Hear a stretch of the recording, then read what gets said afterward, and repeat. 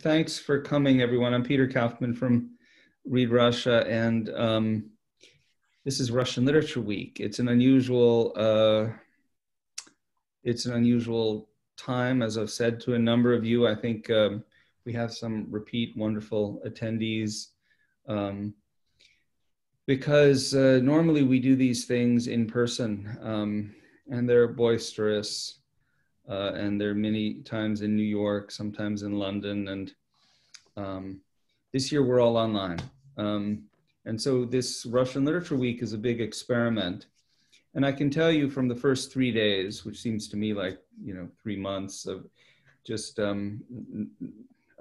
very active discussions on Zoom, it seems to be succeeding as an experiment. I'm not sure what the criteria are, but for some vague sense, it seems to be succeeding. And furthermore, it seems like we should be doing more of these, not just, in December, but maybe we should have some regular projects or programs to be online through the winter and during the pandemic, however long it continues. We're also focused quite heavily at Read Russia on thinking through new online initiatives. And maybe we'll get a chance to speak about some of those this week, but you'll hear about them soon. I hope it's proving pleasant and useful and not torturous, especially not for our speakers. And I'd like to introduce our two speakers today. Anastasia Tolstoy could not join us, unfortunately, from where she is in Peredelkino in Moscow, but I'll read her bio so that we have it, and all these bios will also be online later today. Bryan Karetnyk, joining us, is a teaching fellow in Russian literature and culture at University College London. He is the editor and principal translator of the award-winning landmark anthology Russian Émigré Short Stories, from Bunin to Yanovsky. And his book-length translations include Gaito Gazdanov's The Spectre of Alexander Wolff, The Flight, and An Evening with Claire. Also Irina Odoevtseva's Isolde and Alexander Grin's Fandango and Other Stories. The last one comes from Columbia University Press's Russian Library, which Read Russia is pleased to help underwrite. Muireann Maguire is senior lecturer in Russian at the University of Exeter. Muireann joins us as well today, and thank you both. Peter? Yes? It's Muireann. Of course it is. I was just testing you, yeah. Yeah, no, I'm paying attention, it's okay. It's all an experiment. And the author of Stalin's Ghosts, Gothic Themes in Early Soviet Literature, which is a study of Gothic fantastic motifs in early Soviet literature. She's currently working on a second monograph about the depiction of maternity in Russian 19th and 20th century fiction. As a freelance translator from Russian, Muireann has translated various literary fictions, including the stories in her edited collection, Red Spectres, Russian 20th century Gothic fantastic tales. She is also the principal investigator on a European Research Council funded Horizon 2020 grant, Rus Trans, the dark side of translation, 20th and 21st century translation from Russian as a political phenomenon in the UK, Ireland, and the USA. Bryan, Muireann, before we get started, let me also read Anastasia Tolstoy's biography as the third member of the Read Russia Prize jury this year. For those who joined later,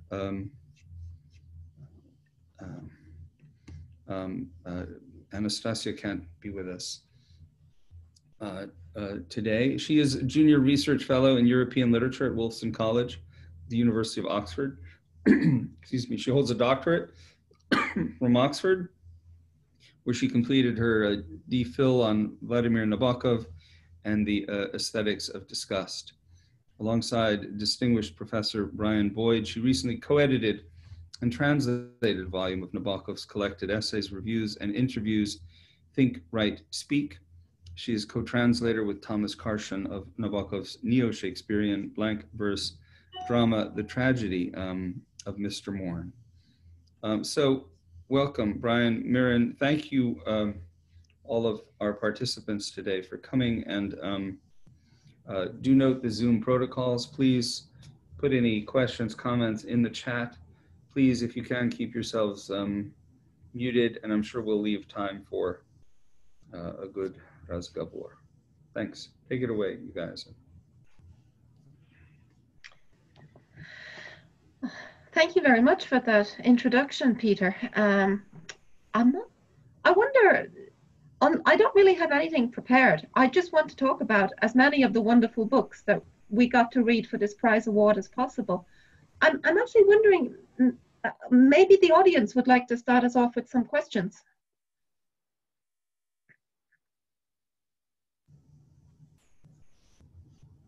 Or Bryan and I can just riff.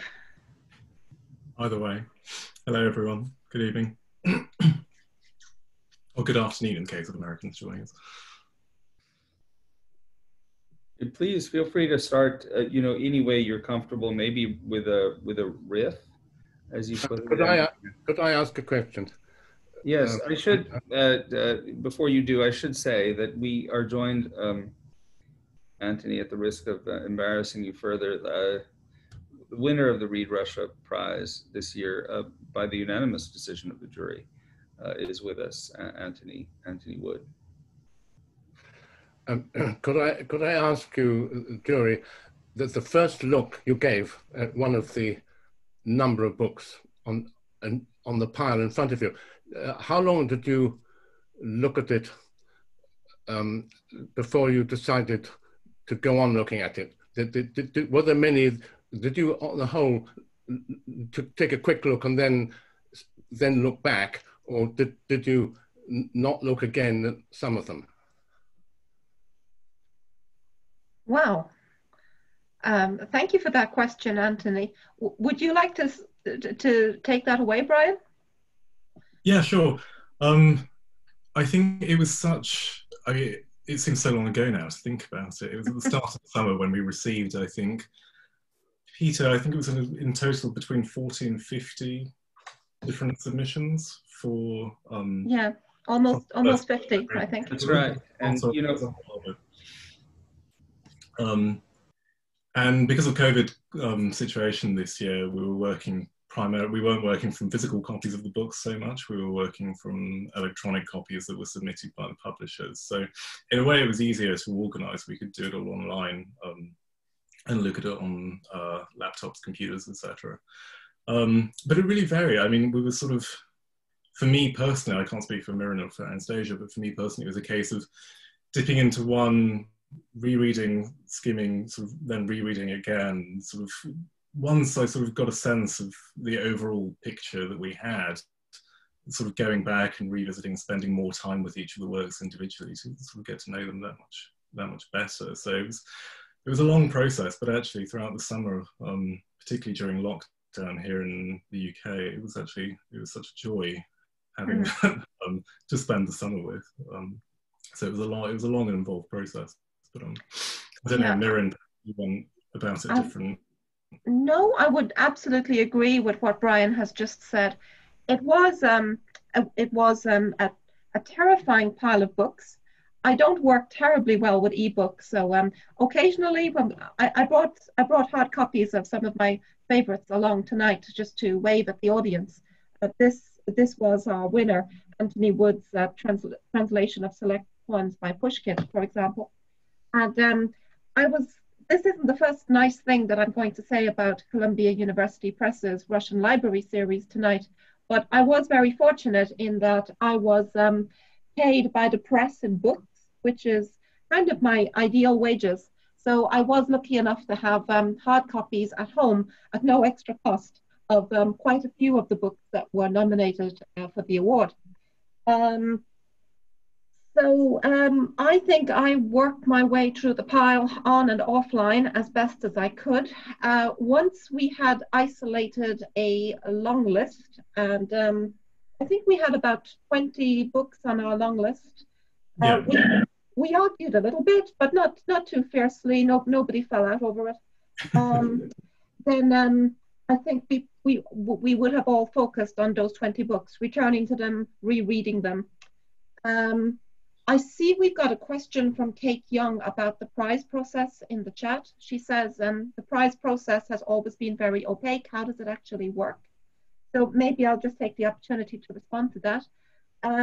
So we, as I say, we took about 2 or 3 months to isolate a short list of 20.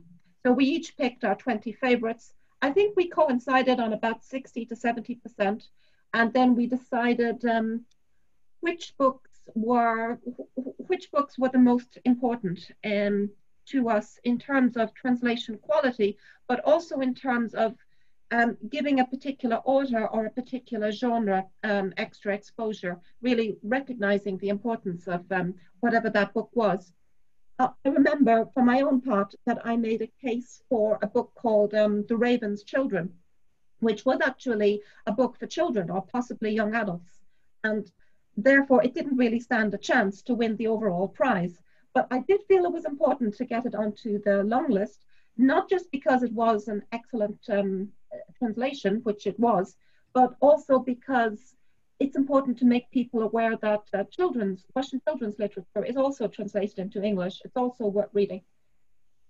And from the long list, we made our way to a short list, which was a great deal harder to select because there were so many excellent books already on our long list, but we did get it down to 5. And maybe can I pass the baton to you, Bryan? Do you want to comment on why we chose those 5? Yeah, sure. May I say a word, just in answer to this question? I'm sorry, because I recognize that the opacity of the process can be, significant. Just the very beginning of the process it's important to say that the nomination process was open to everyone. So editors, translators, authors. It's easier for the living authors to nominate their own work. And they just had to be nominated by a certain date, and they had to be books published since the last Read Russia Prize was. Yeah. Just to note. So all of those nominations became part of the pool that so terrified Muireann at the beginning. Well, I remember we had a couple of excellent books on the list which fell off it again after Bryan pointed out that they didn't actually qualify because they were published too late. Yanovsky's Unwitting Street was one of those in Joanne Turnbull's translation for NYRB Classics. And I forget, was the other one the Liskov that's just come out? Yes. That's right. Both excellent books, but they can be entered for the next Read Russia Prize, which I presume will be awarded in 2022. Yeah, I assume so. So to talk a bit about the process after we created the long list. So we decided that we didn't want a particularly large shortlist. We're going for the idea of having a long list and then a short list, just to try and focus people's minds on the choices available to them. But I think, if I remember rightly, I think we agreed maybe on about, the 3 of us agreed on probably about 2 of the texts that went onto the shortlist first, and then we were very democratic, I think, in choosing the others. There was usually be about 2 votes a piece on the others that we all agreed on. There was a bit of toing and froing with a lot of it and some lively discussion, but it was all very good natured, and it was all very collaborative, surprisingly. There was none of the sort of tears and screaming that you might get in other juries. This was all very no shoes. It was lovely. No shoes whacked on the table that I recall. And that, yeah, surprisingly, when it came to choosing the winner, as Muireann's already said, and as Peter's introduced Anthony Wood already, there was a really surprising but really wonderful consensus that we reached between the 3 of us, actually, which was reflected in the citation that we gave the piece when it was when the announcement was finally made about it. So. We also on our shortlist, well, I think it's a very representative shortlist.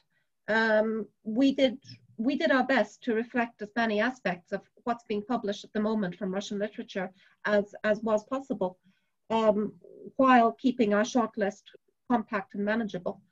So we also included Guzel Yakina's Zulicha, translated by Lisa C. Hayden, which, well, it's an amazing book. I would very strongly recommend it.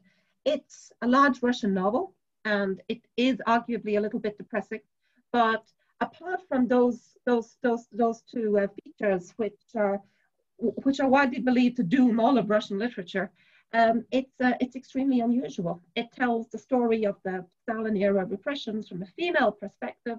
It's exciting. It's full of adventures, and possibly it has a redemptive ending. That's not entirely clear. And even the story of the book's production and reception and the way it's been adapted for a film in Russia is also very interesting. So it's definitely an exciting novel. We also shortlisted a book which I think I have here. I'm quite a big fan of Maxim Osipov. This is Rock, Paper, Scissors and Other Stories. As you can probably see, it's was brought out by NYRB Classics. And it's unusual in that it's a single author, but several different translators, including Alex Fleming and Boris Draluk. So it's really interesting as a model of shared translation practice, as well as being by a contemporary Russian writer whom a lot of critics are calling a modern day Chekhov. And I'm going to ask Bryan to speak to War from Wit, the Griboyedov recent translation, because I know you were one of its biggest defenders all the way. Absolutely, yeah. Just before I do, Peter, shall I give a plug? I think Maxim and Boris and Alex are talking tomorrow at this slot as well. Yes, of course. They are. They're rounding out. They're rounding out our week. We have an actual doctor in Maxim speaking about reading Russian literature and writing Russian literature during the pandemic. Prescribing Russian literature. Prescribing Russian literature, I like that.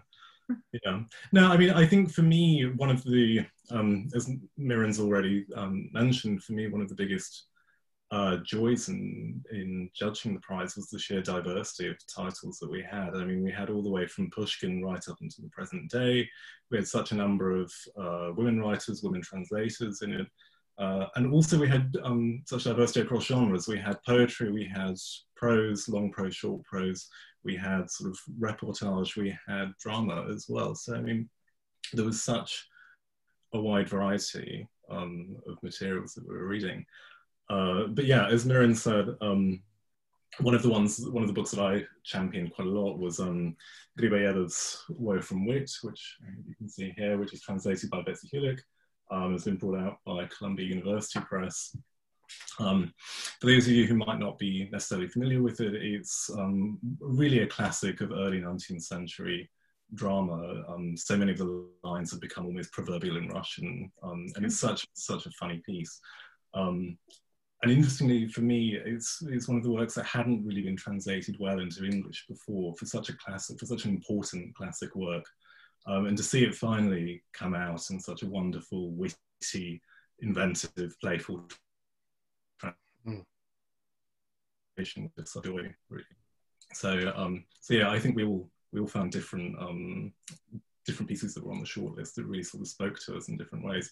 And for me, the sort of quality that really came out in terms of the translation, also particularly translation of poetry, or verse, at least all the way through long list and short list. Yes. This is very true. I mean, not just Anthony's, but also, like I say, Woe from Wit. There's also a wonderful, yes, the one that Muireann's holding up at the moment, Karolina Pavlova's A Double Life. A Double Life. There was also the one translated by Robert and Elizabeth Chandler and a few others. Ozerov Portraits Frames. Which is by NYRB. That's another fantastic contemporary, or more or less contemporary work of poetry. And really the quality was just superlative this year, I thought. This is very true. The fifth book on our shortlist was an absolutely amazing book, Vasily Grossman's Stalingrad, again translated by Robert and Elizabeth Chandler, and with two publishers, NYRB Classics in America and is it Vintage in the UK? And well, it's an incredible book. I imagine many of you here will already have read or you'll have been familiar with Life and Fate by the same author, if not with Stalingrad. But it's an epic book that's written very much on the model of Tolstoy's War and Peace, except that it's a recreation of what it was like to be alive just before the Battle of Stalingrad and what that experience was like for the people on the ground. It's entertaining, it's amusing, it's potentially life-changing. And well, with books like these on our shortlist, we certainly needed the weeks we had. I think we only had about 6 of them to choose our winner. So we were glad that we had the flexibility to choose an overall winner, but also to award highly commended, which we felt was important. Yeah, I mean, particularly in terms of the Grossman, it was just such an astonishing work, because to have the quality of the translation sustained at such length, it's a very long book. Absolutely. So if anyone's looking for a winter read to get them through the dark months, then I definitely recommend that. But also just the sheer amount of scholarship that's gone into it. I mean, it was edited also with the help of Yuri,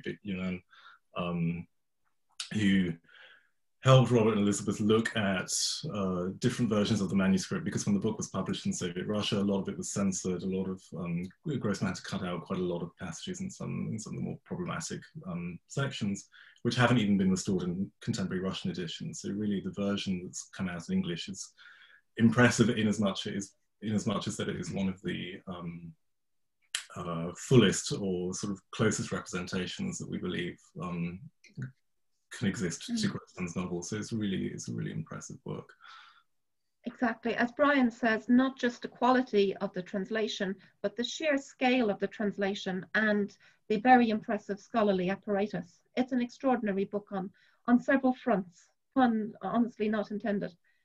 And we have a question from Cathy McAteer in the chat, which is, how did we award the prize primarily for quality literature or quality translation, or was it essentially both?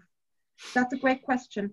I think, well, we tried to acknowledge both, and all 5 books on the shortlist exemplify both of those qualities. But we also tried to acknowledge something that I've already mentioned. We tried to use the publicity that the Read Russia Prize carries as a way to direct readers towards a text that they might otherwise miss. So we've described Stalingrad as an impressive achievement for the author, for the translators, and so it is. But with the fact that it's prose and prose about the Second World War, it will find readers, it will become well known, it will be in the fronts of bookshops and so on. It already is. Whereas a book of poetry, particularly poems by a poet as integral to the Russian tradition and to global literature as Pushkin is unfortunately not guaranteed the same reception. And that was a major reason why we felt that even with 2 such outstanding translations, it was Anthony Wood's selected Pushkin which deserved to get the overall award, because it really is a gift to readers of Pushkin who might not otherwise have come to that poet. Yeah, I absolutely echo everything that Muireann's just said. One of the sheer joys of it this year was that we felt so spoiled for choice, really, because it wasn't a matter of trying to choose one or the other. We had both quality of literature and quality of translation in spades. So it was really just I don't quite know how to describe it. It was more just trying to sort of really sort of drill down into the absolute quality, the difficulties of the text, how inventive the translators had been. It was marvelous, really. I'd like to pick up on a question that Steve Pinhorn has asked. It's a very reasonable question. What qualities did Anthony Wood bring to translating Pushkin that were new and fresh? And I'm sorry if we're embarrassing Anthony. I can see he's unmuted at the moment. I'm just going to give one answer to that. I felt that Antony made Pushkin vivid and funny again.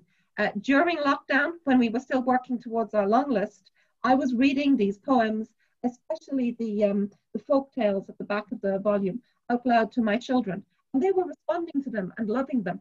And I realized that Antony had found the recipe to make Pushkin work in English. Pushkin can be translated, and he can be unfunny, he can be flat. Somehow, Antony had found a way to make this material work as poetry, but also to resonate with its original spirit, its freshness, its humor. And I felt that was an amazing achievement. I really pick up on what Muireann says about the freshness of Antony's translation. I mean, for me, what struck me most of all, apart from the humour, was just how natural and flowing so much of the poetry was. So often when you read Pushkin in translation, it can either seem affected or it can seem very stilted, old-fashioned. There was just something so fresh, as though when you read it aloud, it was felt as though one were saying it immediately, and sort of it had an immediacy to it, which I think is unparalleled. I hadn't encountered that in translations of Pushkin for quite some time. So it was, the minute you read it, it was quite staggering, really. Absolutely.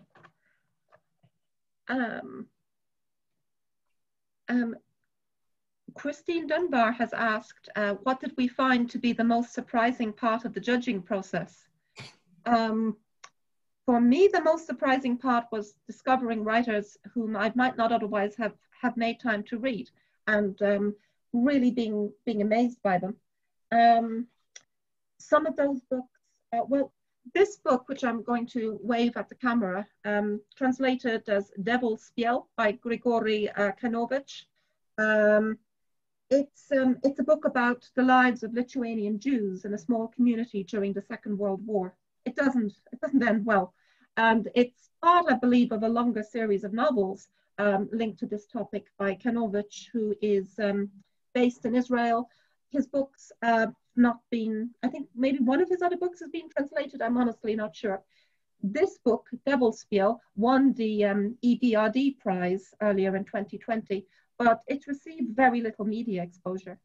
It's an amazing book, it's moving, it's well translated, and it's such an important topic. So discovering books like this was one of the huge advantages of the prize for me personally. Use Alashkovsky, which is a Russian library book, two novellas in one, Nikolai Nikolaevich and Camouflage. This was simply a very funny book, late Soviet Thaw period satire, if I remember rightly. Again, not the sort of thing that I've read since I was a student. So it's been great to open my mind and find new treasures this way. What about you, Bryan? What was most surprising for you? I'd agree. I mean, apart from the sheer surprise at how much consensus there was between the three of us, and I mean, I sort of include Anastasia here. I think she'd agree that it was quite refreshing to see how much we agreed on so much in our approach to this. But yeah, no, for me as well, it was just so fascinating to discover new texts, new authors, but also to rediscover old texts but in fresh translations as well. I think there were so many different works, and it was quite heartening actually to see how healthy the state of translation from Russian literature into English seems to be. It seems to be quite robust at the moment, I think. I mean, I think in terms of reflecting on the state of translation, in as much as the prize has shown this. How did you think that it's been the state of translation is at the moment? Because this is particularly pertinent to a lot of your research at the moment, isn't it? That's a question to me. I'm sorry, you froze a little while you were speaking, so I only got the last part of the question. Do I feel the state of translation is healthy? Well, how do you reflect on the state of translation, having gone through the judging process and seen what's been translated in the last 2 years, for instance? I think we have just come out of a surge in new translations, and I think the market for global literature and translation has been growing. But I think we're at a pinch point right now, and it remains to be seen how the pandemic's effects on publishing are going to affect this recent surge. Are there going to be cutbacks? Is it going to be harder to place books? That's what's so hard to comment on. But I do think we've been on the cusp of a period of growth when books like Narine Abgarian's Three Apples Fall from the Tree, which as a book by a previously untranslated Armenian writer might not be expected to get a wide audience, is nevertheless being really heavily promoted by a small but relatively mainstream publisher. I think we are seeing more and more books translated from countries of the former Soviet Union actually appearing on the shelves in high street bookstores. And I think that's wonderful. Long may it last. Absolutely, here. I'd just like to say something that Bryan really can't, but I believe Bryan was placed in an awkward position because his publishers selfishly and inconsiderately nominated, I think, at least 3 different books that Bryan was involved wholly or partially, I think wholly in translating. Was it only 2? I thought we had Fandango, your translation of Alexander Grin's stories. Yes. We had this astonishing Odoevtseva. Oh gosh, no, you're right, there were 3, sorry. And we had, is it the last in your series of Gazdanov collections, The Beggar and Other Stories? Yes. So that's 2 with Pushkin Press and 1 with the Russian Library series from Columbia University Press. So poor Bryan, you have to. Yeah, I abstained when any discussion turned to that, but I was very grateful that you and Anastasia gave it consideration as well. Yes, we certainly did. I have to say, I love this book in particular. I think it's very well translated, and I think it's a wonderful story. I was rereading it today. It's so sad. I also, I'm a big fan of Alexander Grin, although ultimately he's a little bit too strange for me, but I think the stories in Fandango are wonderful. And I think, as I think you know, Bryan, I've loved Gazdanov for a long time. So these were all wonderful translations. Bryan did have to recuse himself during the judging process, and he was a complete gentleman about it, but it did add an extra difficulty to his stint as a juror that he had to suffer while Anastasia and I were making up our minds about his translations. It was brilliant. Just reading, there's a question from Sarah, forgive me, yes, mispronouncing Diligenti. Have we considered a Read Russia Prize for poetry and a separate one for prose and one for poetry? I don't think, we haven't spoken about this for this, but for those of you who maybe aren't aware, there's currently the Global Read Russia Prize, which is being conducted at the moment, which is it's awarded to translations of Russian literature, but into any other world language. And they are categorized by poetry, 19th century, 20th century, and I think contemporary literature as well. So there's a current one ongoing for that, which I think they've shortlisted, they've got finalists, and if you're interested, the announcement I think is meant to be made on the 22nd of December. Yeah, that's right.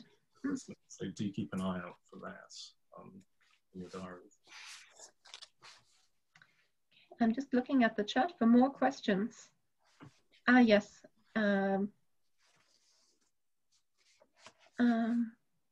I think we've already answered several of these. So it wasn't difficult to reach consensus, thankfully, because we did all agree about the 2 books we awarded. I think we probably already responded to Thomas Cowdrey's question. It was the very first. Were there any books you would have liked to have seen shortlisted which weren't on the list? Well, we would have liked to give prizes to all of them. I mean, they were all excellent in different ways. But perhaps Thomas Cowdrey means books that weren't nominated, which is an interesting question. But I think with almost 50 books that were nominated, which we had to make our way through, we weren't hunting particularly hard for other books which might not have been included.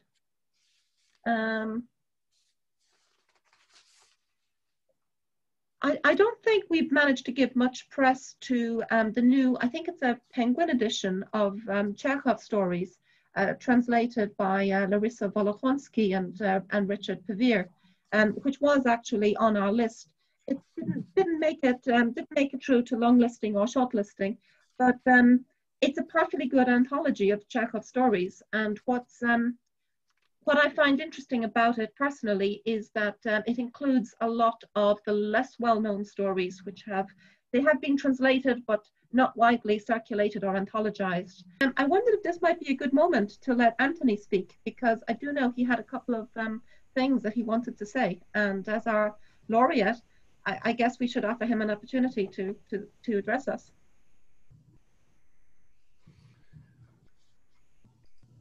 Well, okay. This is really addressed mostly to the jury, also to Peter. Anyway, I just want to thank you for all your work, jury. It's been a great lift to me to be put on the map rather than go on sitting on the mat as usual. I particularly thank the members of the jury for your unanimity. What seems to have been the complete lack of bitter and vituperative controversy, however entertaining that might have been to hear about afterwards. I would say to diplomats and politicians of the world, look at this Read Russia exercise and learn how international decisions are reached. And I'd like to thank Peter Kaufman for all he's put into Read Russia and organizing the prize, especially this year in these unprecedented but we hope not continuing circumstances, and for drawing everyone in and making them feel not only welcome but valued, that rare thing. But from that first thrilling call from Peter to me about winning the prize, from that moment to the present entertaining idea of having the jury publicly come out of their conclave. Now, as this week's been progressing, I've suddenly had an idea for Read Russia.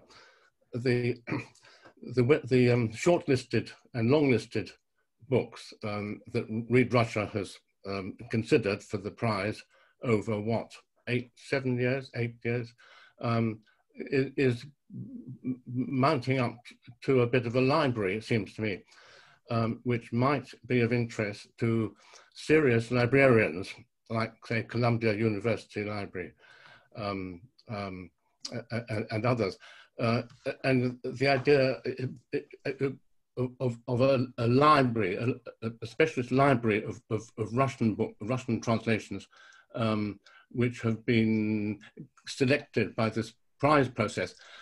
Now, it might be useful and interesting to anyone interested in reading Russian to have this growing, ever-growing, we hope, library of translations that are recommended, which might one day be quite a sizable library.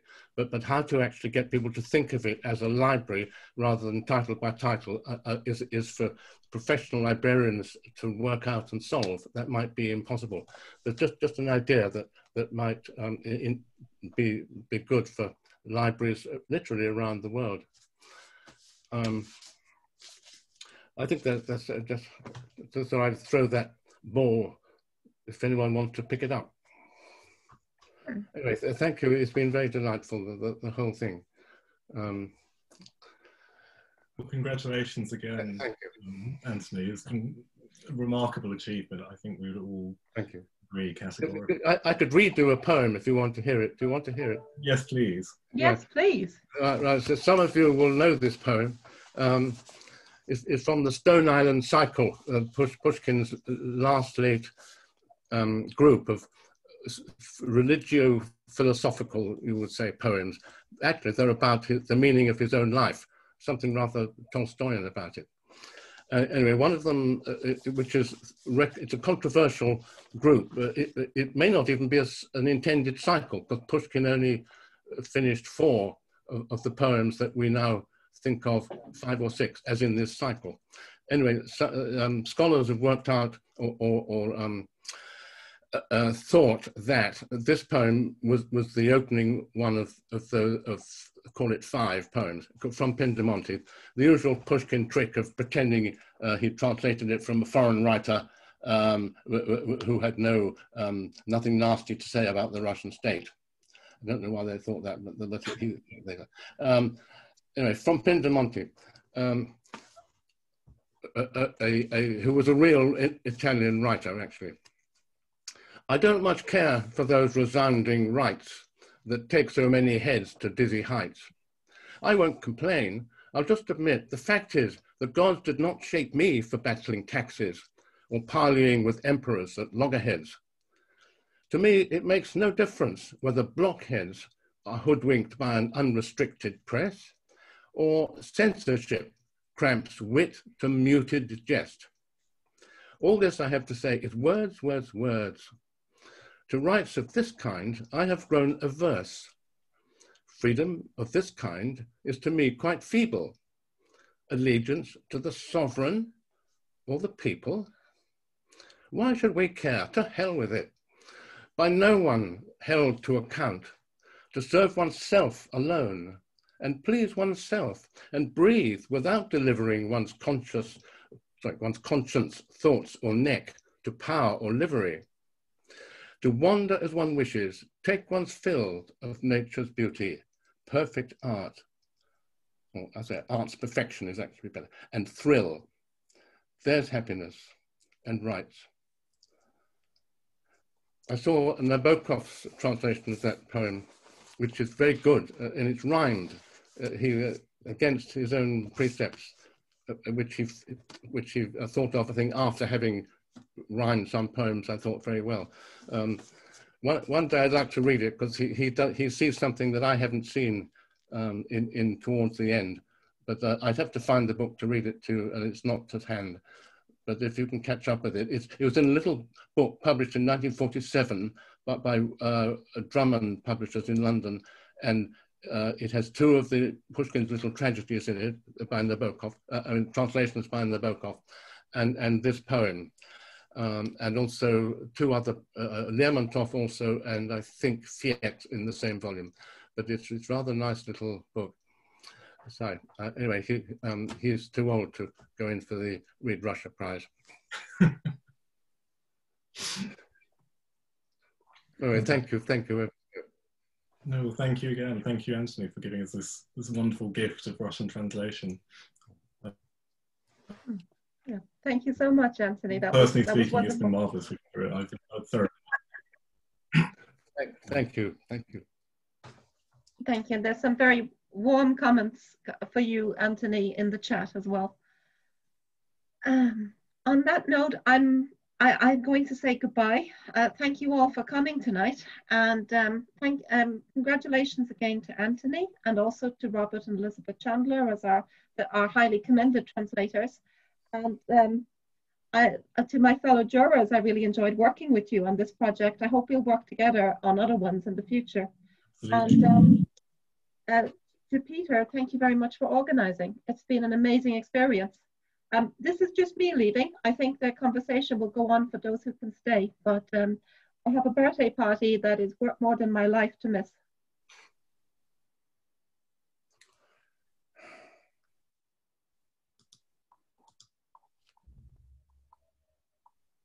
I should say a word.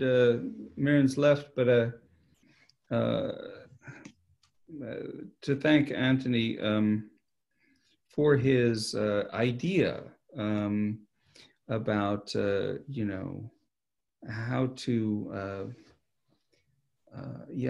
concentrate some of our efforts on libraries and library purchasers and library support of literature and translation.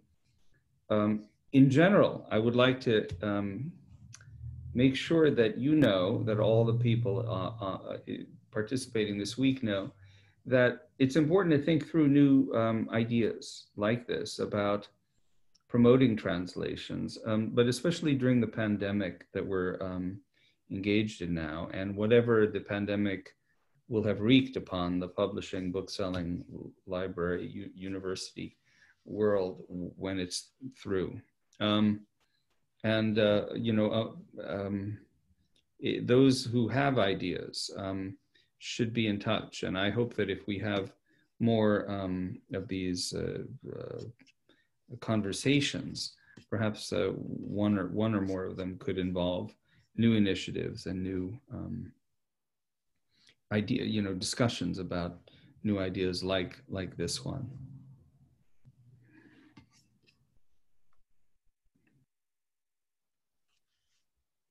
And further, to Kate's points about the opacity of the possible opacity of the Read Russia Prize, just a couple more additions of detail, especially if anybody's writing the definitive history of the Read Russia Prize.